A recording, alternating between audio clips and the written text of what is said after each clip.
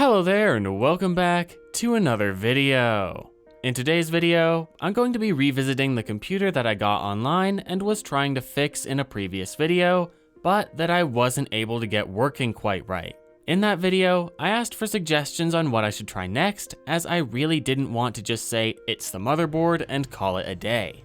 Thankfully, you all had a ton of great ideas, and today I'm going to be trying several of them to see if I can fix this PC. And I'll say it now before I get too deep into this video, if you haven't watched the previous video on this system, please watch that first.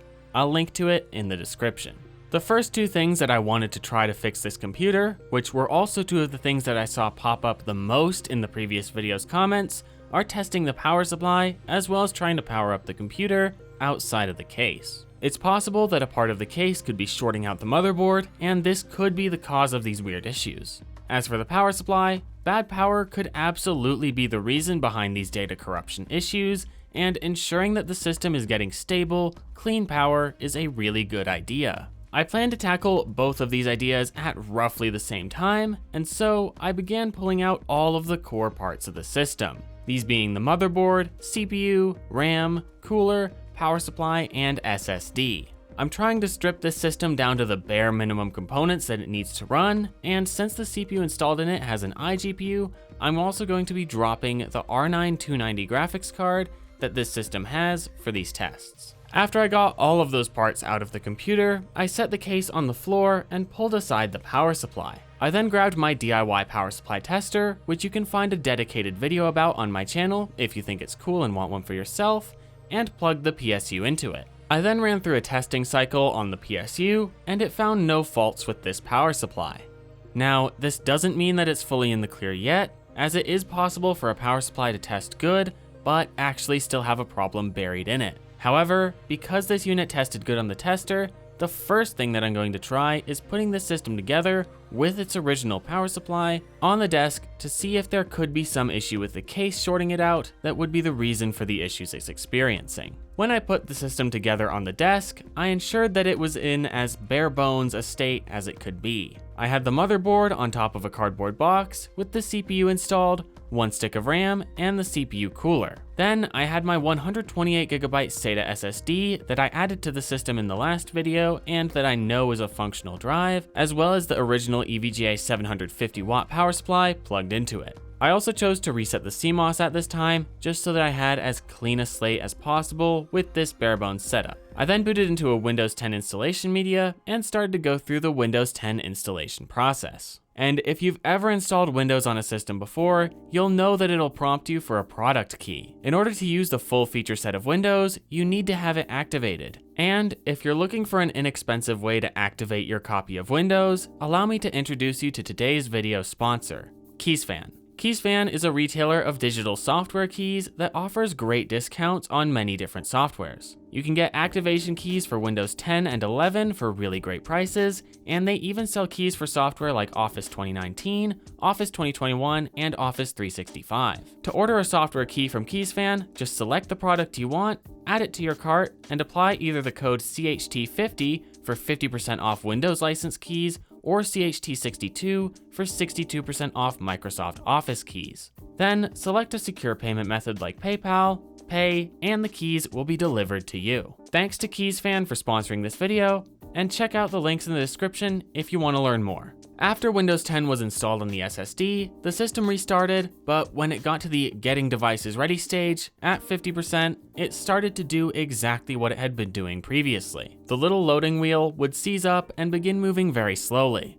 After this started happening, usually the Windows install would never make it to the first boot, and even if it somehow did, it would corrupt shortly after. I gave it the benefit of the doubt though, but after about 15 minutes of this, I gave up on this install as it seemed to have corrupted exactly like the others. So pretty clearly, the case wasn't the issue with this system, as the same issue is still present even when it's assembled on my desk. So the power supply is back to being one of my main suspects.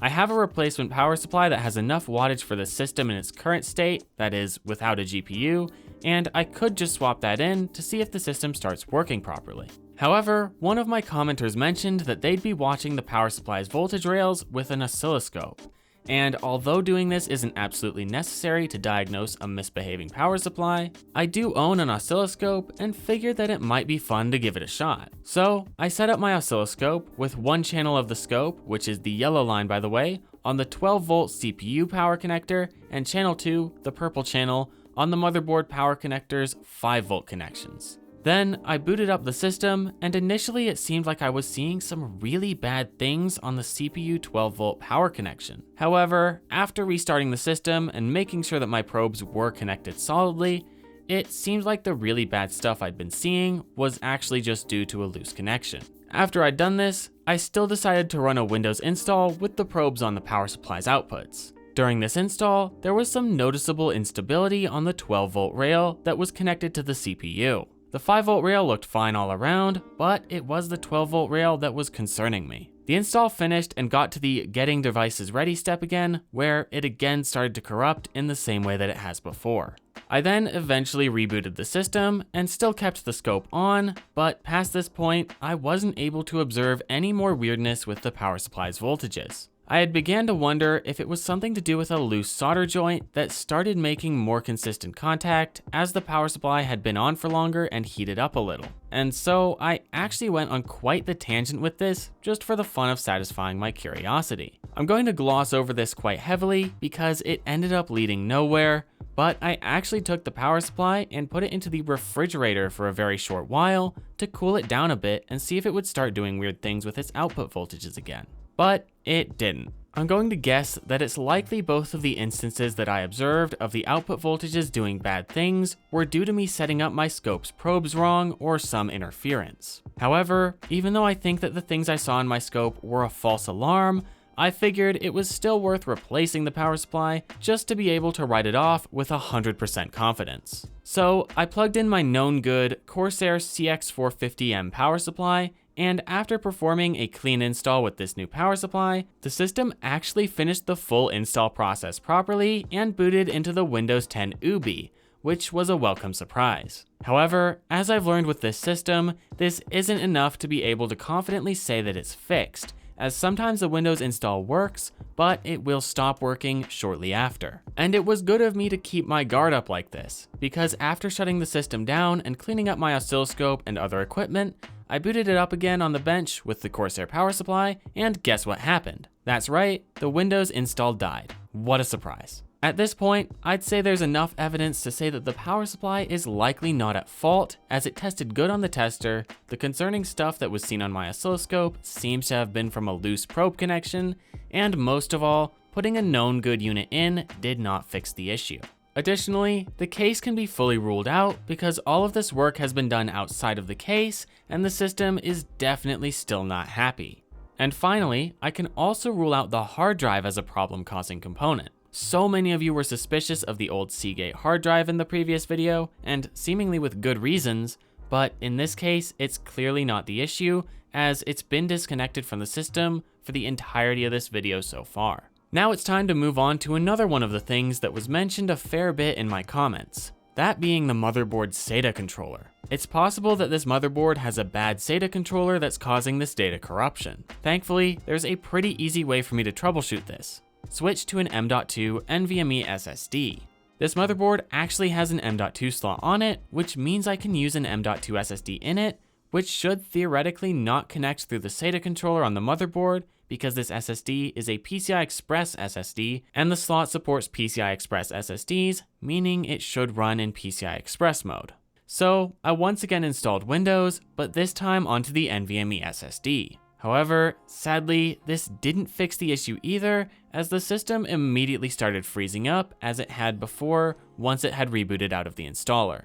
It was at this point that I had a bit of a breakthrough idea though.